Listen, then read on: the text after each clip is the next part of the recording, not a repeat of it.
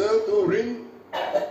ai ko tar ma leng chin chi te po ve lo turati te ka kan nia kan ke sel lo ru pui mai sia chu van chuan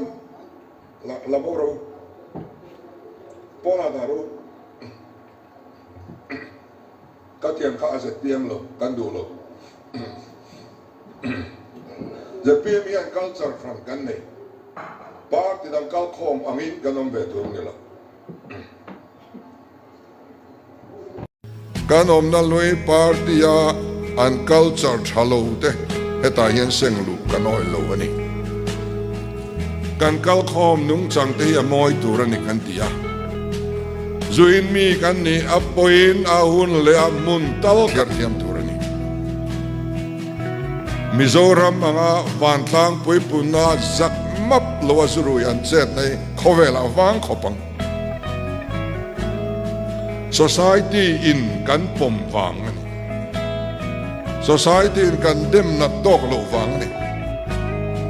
rui chungin pathian ram ni kan din hau lo wang awon le muna chuan kan zalen na ni kan in soi sak thailo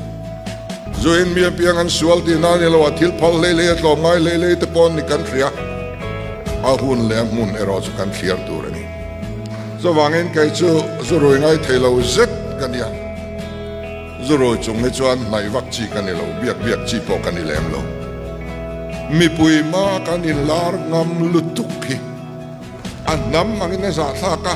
so wangin zoram politics of pathian ram thentir tu party hi kan van tlang nun athiang lim tur ani te khang zong song kha police and duty lo man le in shil lo me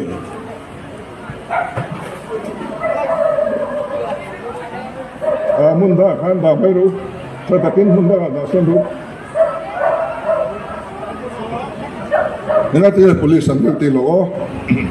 so leng khu kan ya not khobunga pui fanau nein ka oma nimina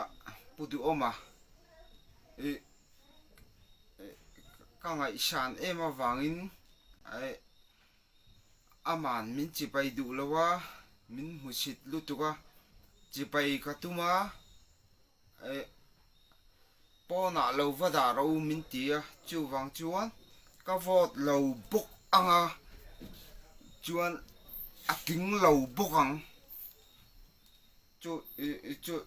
chu ka soi thai ani mai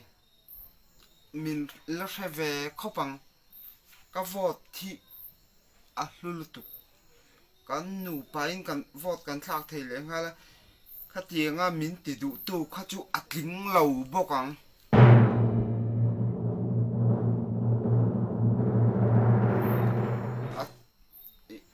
chi bai katuma pona lo daru ati kha aking lawang aking don lo